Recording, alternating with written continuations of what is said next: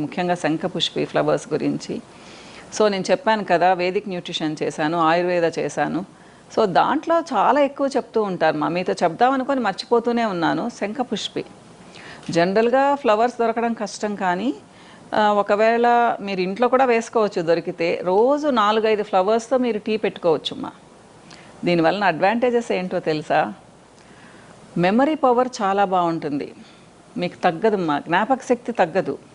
మీరు ప్రతిరోజు 6 నుంచి 8 శంఖపుష్పి ఫ్లవర్స్ తీసుకొని, పూలు తీసుకొని, వేడిగా నీళ్లు కాచి దాంట్లో వేసి ఒక 5 మినిట్స్ ఉంచేసి గోరువెచ్చగా కానీ తాగారు అంటే చాలా మంచిది. కానీ ఫ్లవర్స్ దొరకడం లేదు కదా బయట, చాలా కష్టంగా ఉంది.